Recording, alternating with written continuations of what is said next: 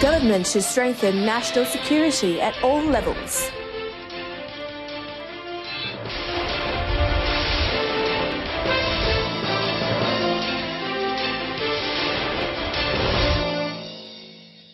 Good afternoon, you're watching News on 2 with me, Annette Christie.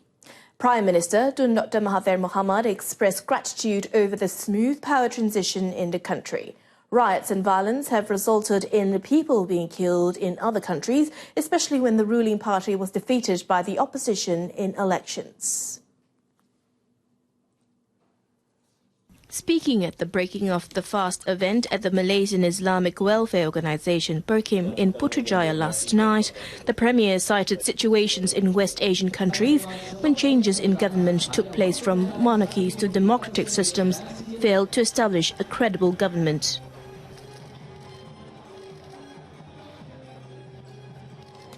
Biasanya apabila diadakan pilihan raya, terutama apabila pemerintah yang ada gagal dan dikalahkan oleh parti lawan, maka berlakulah keganasan sehingga ramai juga yang terbunuh.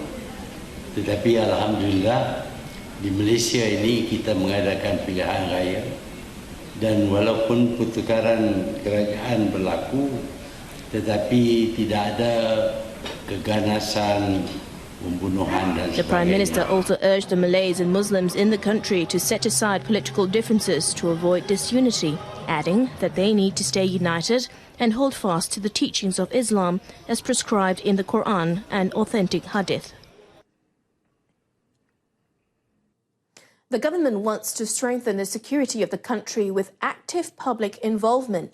According to Home Minister Tan Sri Muhyiddin Yassin, the ministry would embark on a nationwide program to create better awareness about safety and security. Tan Sri Muhyiddin Yassin said that certain aspects of national security must be communitized to assist the government in creating a safer country for future development. Kita dapat membentuk sikap saling menghormati di antara satu sama lain, saling membantu di antara satu sama lain. Kalaupun ada timbul apa-apa permasalahan di peringkat kampung, kita bangkit dan bangun untuk menolong menyelesaikan masalah itu. Tan Sri Muhyiddin, who is also Pagoh MP, was speaking at a Thanksgiving ceremony organised by the Home Ministry for the Pagoh Parliamentary Constituency yesterday. At the event, contributions in the form of daily essential goods were handed over to 100 orphans and 50 single mothers and destitutes. Finance Minister Lim Guan Eng has assured Malaysians that the government will be transparent about its financial numbers, whether the market likes it or not.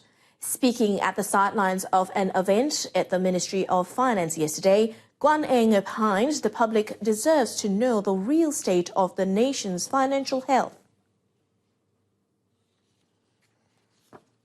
Guan Eng reiterated his commitment that the ministry will not be using the old system where certain national spending was kept hidden from the public. Dan pada masa yang sama, kita akan ambil langkah-langkah dengan sikap CAT yang saya sebut tadi, cakap accountable tulus untuk memperbaiki kedudukan kewangan. Dan kita kena ingat bahawa fundamental ekonomi Malaysia masih kukuh dan kuat. The minister also believes that implementing a transparent policy would raise investors' confidence on Malaysia, adding that the country's fiscal policy must be improved. On Wednesday, the government shared that the national debt has breached 1.09 trillion ringgit, far higher than the official figure of 686.8 billion ringgit touted by the previous Barisan Nasional government. Analysts said the revelation prompted some investors sell off at the Malaysian stock market, which fell 2.21% on the day of the announcement. The Pakatan Harapan government does not support media blackouts as practiced by the previous Barisan Nasional government and instead has a policy advocating press freedom. According to Communications and Multimedia Minister Gobind Singh Dio, anyone is open to write to him if there is any situation that goes against this policy. The Puchong MP was referring to a claim by Sarawak Barisan Nasional Minister Dato Abdul Karim Rahman Hamzah to the Dayak Daily that RTM was blacking out certain news since Pakatan took over the federal government after the May 9th general elections.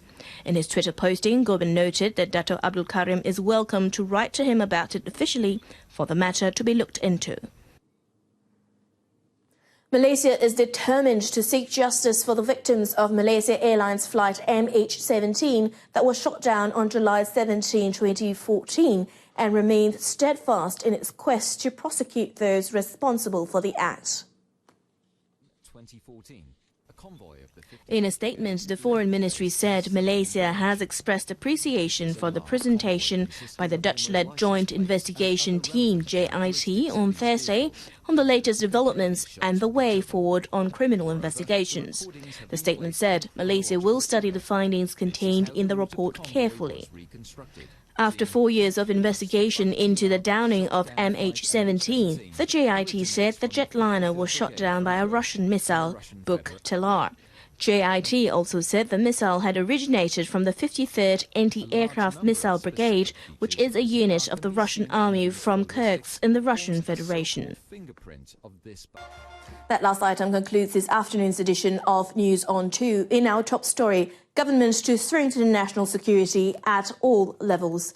News on 2 will be back at 7 p.m. for more updates. Till then, I'm Annette Christie.